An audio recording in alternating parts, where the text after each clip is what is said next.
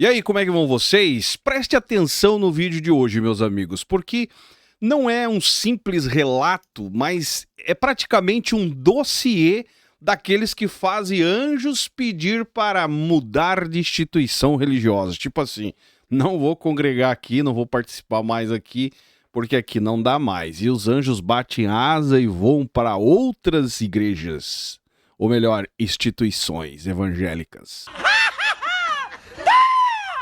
Porque tem uma igreja, meus amigos, no Rio Grande do Sul, na cidade de Frederico Westphalen, que está tão confusa, segundo as informações, que se você der uma piscada, você não sabe se está num culto ou num tribunal ou numa simples reunião de condomínio onde as pessoas surtam.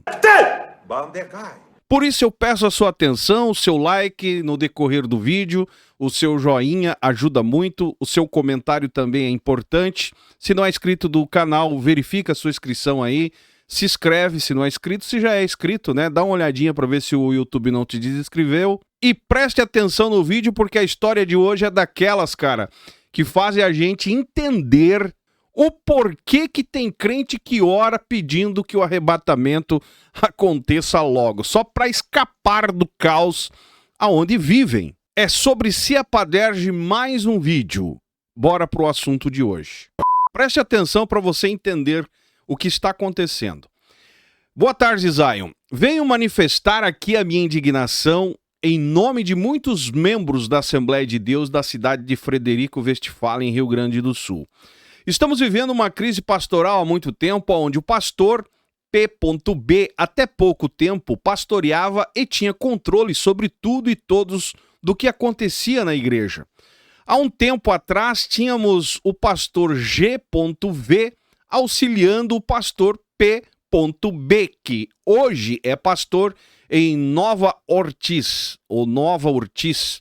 Foram os melhores anos aonde o pastor G conseguiu levantar a igreja que estava quase morrendo.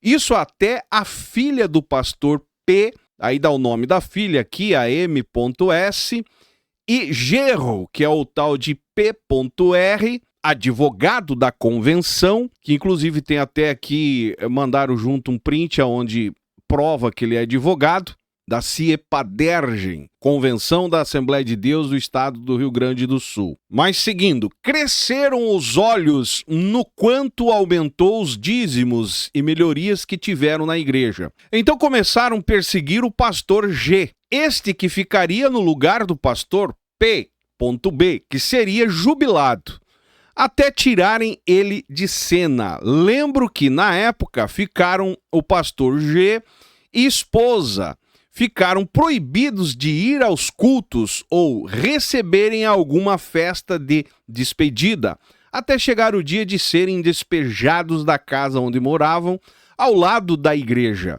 Aí a filha, né, que é a M, por sua vez, assumiu o controle do financeiro da igreja.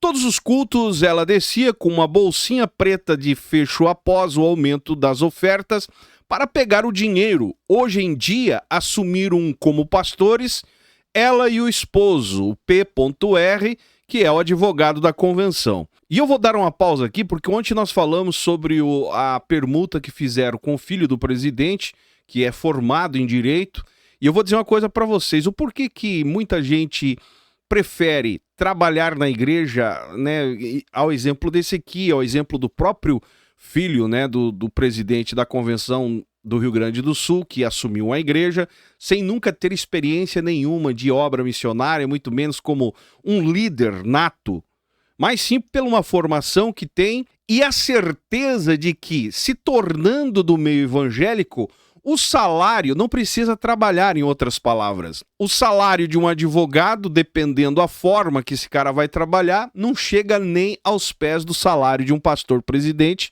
ao exemplo do que assumiu a igreja ontem. E esse outro aqui provavelmente está na mesma onda. Afinal, trabalhar de advogado tem que ralar pra caramba para ser um bom advogado e ter um bom salário.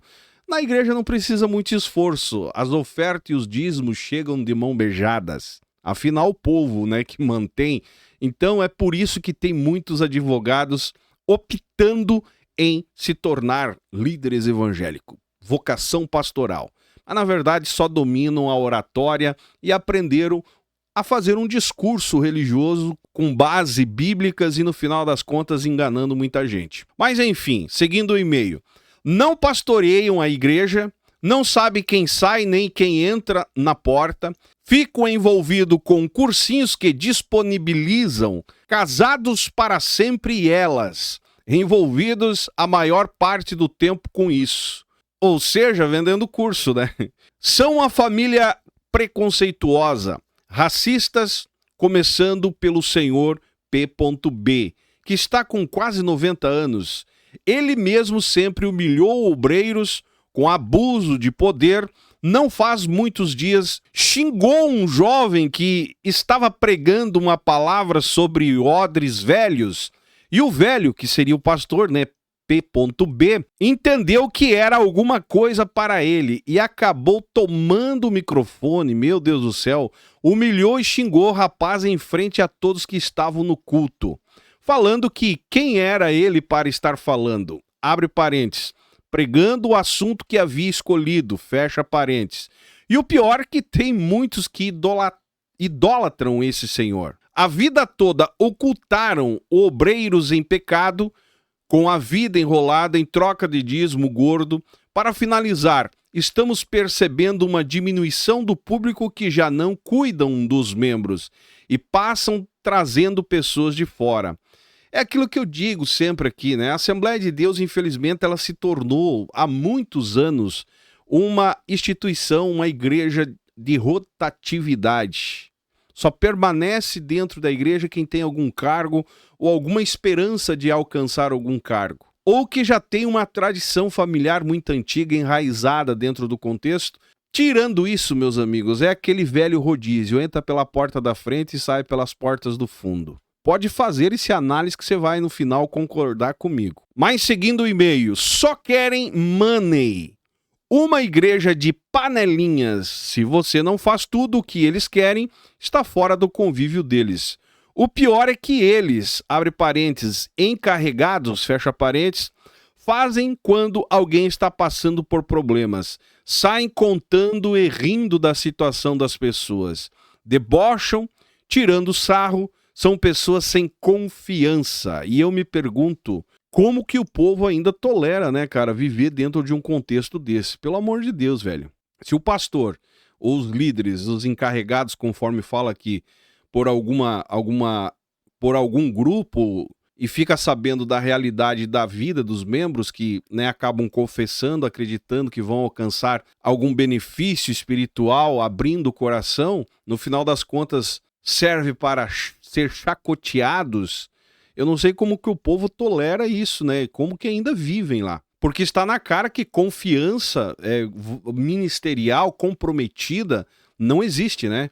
As ovelhas morrendo sem pastor, sem aprisco, uma igreja que está na UTI. Te agradeço pelo trabalho que tem feito. Precisamos de homens corajosos como você para denunciar essa podridão que está debaixo dos nossos olhos. É verdade, cara. Só que só denunciar aqui em um vídeo não tem muito efeito se o povo não fazer a sua parte. O povo tem que ir para cima, né?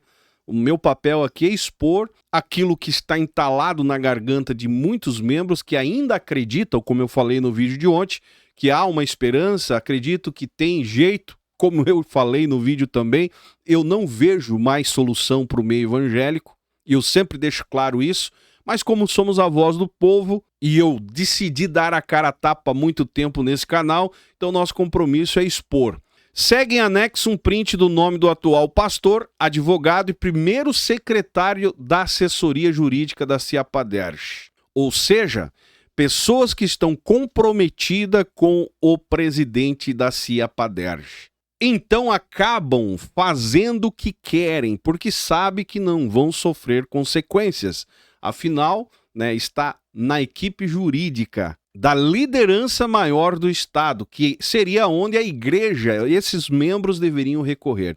E provavelmente recorreram, não foram ouvidos, as reclamações foram feitas, não foram ouvidas, e aí acaba caindo no nosso canal e nós fazendo essa exposição. Mas em tudo isso que eu vejo aqui, meus amigos, se você olhar e analisar bem esse meio, você vai entender uma coisa. Essa crise em Frederico Westphalen, Rio Grande do Sul, não é só pastoral. É também genérica, ética, moral e, dando uma exagerada, espiritual. Como bem diz o e-mail, né? Uma igreja que já respirou novos ares com outro pastor, agora você vê trancada num quarto abafado, administrada por pessoas que estão ali nitidamente como que se estivesse guarnecendo um cofre de um banco e não como pessoas cuidando de pessoas. Igreja de Cristo é outro nível, é outra coisa. Isso se chama instituição religiosa transvestida de igreja, a qual tem um dono. E agora se encaminhando para o comando de uma família que está se imperando no contexto. E aí é que surge uma pergunta que salta nas entrelinhas. Quando foi que um pastor, que pastorear, na verdade, virou patrimônio familiar? Virou comprometimento de fidelidade com uma família? Quando foi que cuidar de almas virou sinônimo de controlar o fluxo financeiro de uma igreja? E se o povo está indo embora, conforme diz o e-mail, será mesmo que o problema é a frieza espiritual, conforme a desculpa que eles falam, que está saindo porque são frios espirituais? Ou é simplesmente um povo cansado de ser tratado como gado financeiro? O engraçado de todas essas histórias que a gente expõe aqui, cara, é o tremendo zelo pela obra de Deus que eles falam em ter. Cursos, conferências, eventos de todo tipo, né? Mas você não vê nenhum empenho em reparar gente feridas, pessoas machucadas. O que você vê eles colocando para fora essas pessoas sem tratar das feridas.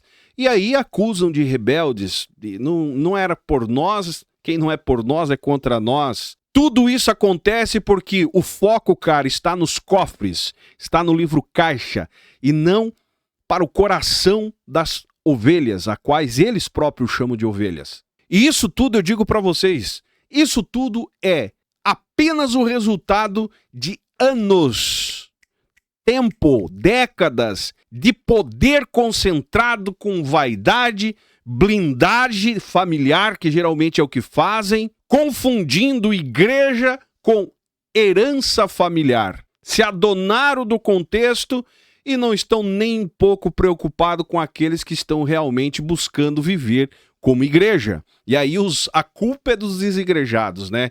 Esse é a parte irônica da história. E eu fico me perguntando se o abuso, que isso aqui é um abuso religioso, claramente nítido aqui, fica tão evidente.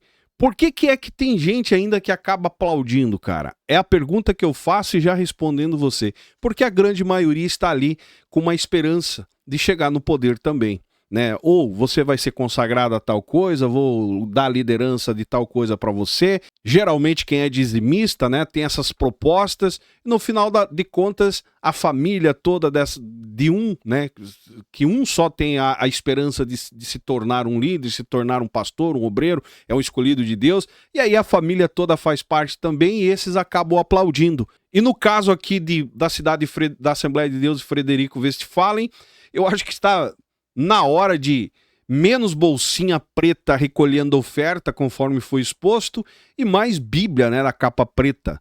E digo mais também, menos advogados no púlpito e mais pastoreio. Não que você não possa ter um curso de direito, uma formação, não. Mas digo mais vocação pastoral que é necessário para cuidar do povo. Pastor é uma coisa bem diferente de alguém que só tem uma formação e não tem vocação. No final das contas, acaba resultando num vídeo parando aqui no nosso canal. Se você concorda comigo, deixe seu comentário embaixo. Você de Frederico Westphalen, Rio Grande do Sul, que é o empenho nosso nesse final de ano, falando da CIEPADERJ. Deixe seu comentário, que é muito importante, ajuda a divulgar o nosso conteúdo, você do Rio Grande do Sul. Se inscreva no canal se não é inscrito, se não me segue nas demais redes sociais, lembre-se que eu estou em todas as outras. E esse é o canal Fala Zay, estamos juntos por um Brasil e um mundo melhor.